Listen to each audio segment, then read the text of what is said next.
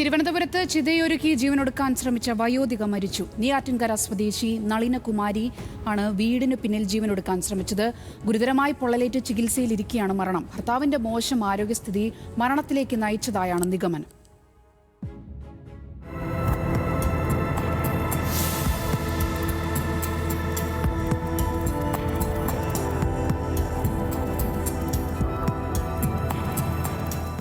മലയാളികൾക്ക് സുപരിചിതമല്ലാത്ത മരണം.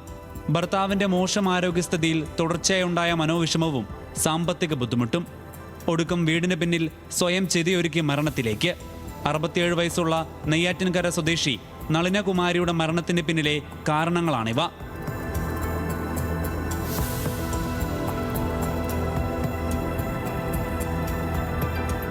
നളിനകുമാരിയുടെ ഭർത്താവ് ക്രിസ്തുദാസ് കഴിഞ്ഞ ഒരു വർഷമായി ആരോഗ്യ പ്രശ്നങ്ങളാൽ നെയ്യാറ്റിൻകരയിൽ തന്നെയുള്ള സ്വകാര്യ ആശുപത്രിയിൽ ചികിത്സയിൽ കഴിയുകയാണ്.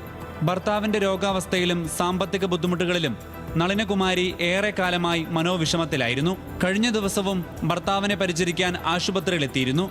എന്നാൽ ബന്ധുക്കളോട് മടങ്ങി വരാമെന്ന് പറഞ്ഞ് വീട്ടിലെത്തിയ നളിനകുമാരി സ്വന്തം ചിതയൊരുക്കുകയായിരുന്നു. വീടിന്റെ പിറകുവശത്തെ പുരയിടത്തിൽ വിറകും മറ്റു വസ്തുക്കളും ഉപയോഗിച്ച് ചിതയൊരുക്കി.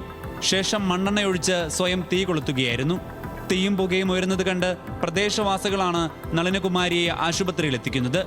സംഭവ സമയത്ത് ഇവരുടെ കൊച്ചുമക്കൾ മാത്രമാണ് വീട്ടിലുണ്ടായിരുന്നത്. ആശുപത്രിയിൽ പ്രവേശിപ്പിക്കുമ്പോൾ തന്നെ ശരീരത്തിൽ 90% പൊള്ളലേറ്റിരുന്നു. ചികിത്സയിൽ കഴിയവേ മരണത്തിന് കീഴടങ്ങി. സംഭവ സ്ഥലത്തു നിന്നും തീ കത്തിക്കാൻ ഉപയോഗിച്ച മണ്ണെണ്ണ പോലീസ് കണ്ടെടുത്തു. പോസ്റ്റ്മോർട്ടം നടപടികൾക്ക് ശേഷം മൃതദേഹം ബന്ധുക്കൾക്ക് വിട്ടു നൽകി. ന്യൂസ് മലയാളം, തിരുവനന്തപുരം.